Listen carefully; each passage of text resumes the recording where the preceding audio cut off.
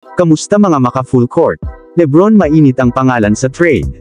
Ngayon nga sa pagsisimula ng season ng Los Angeles Lakers, ay pataas at pababa ang tinatakbo ng kanilang kapuna, muling lumalabas ang rumors tungkol sa posibing pagkaka-trade na LeBron James upang magkaroon ng panibagong simula ang Lakers o rebuild. Nasasama nga dyan o muling nabubuhay ang rumors tungkol sa pagkampi ng LeBron James at Stephen Curry sa Golden State Warriors, isang usapan na naging mainit noong nakaraang season.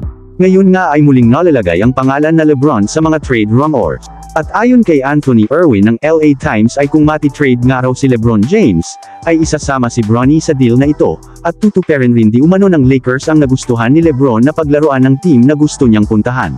As long as may trade offer nito na kayang ibigay na makakapagsimula ng rebuild ng Lakers, ay literal nga na 2-in-1 package ang mag-ama. Kung gusto mo nga na makuha sa LeBron ay dapat handa ka din na tanggapin si Bronny. Halo-halong opinion nga natanggap ng balita na ito. May ibang mga fans na nagsasabi na dapat lang umano na masunod ang kagustuhan na LeBron, dahil sa mga nagawa nito, hindi lamang para sa Lakers, kundi pati na din sa buong NBA.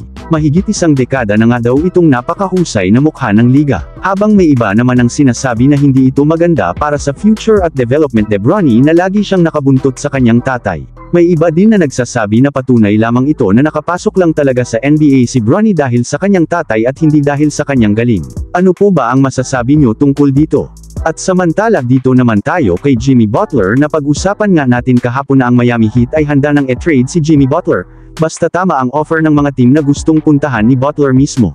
At yun na ay ang Houston Rockets, Dallas Mavericks, at ang Golden State Warriors. Ganun pa man ayon sa former Finals MVP na si Paul Pierce ay wala sa tatlong team na ito ang pinakamagandang fit para sa style of play ni Butler. At ito nga daw ay ang Denver Nuggets. Dito nga daw nababagay si Butler, mukhang tama naman si Paul Pierce dito.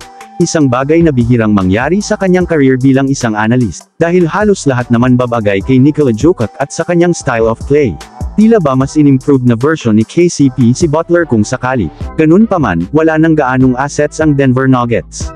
Kung gugustuhin nilang makuha si Jimmy Butler, malamang ay kailangan nga nilang pakawalan ng isa kay Jamal Murray, Aaron Gordon, o kaya naman Michael Porter Jr.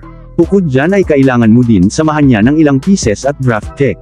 At hindi nga ito makakatulong sa Denver Nuggets team na wala ng ganoong bench production ngayong season.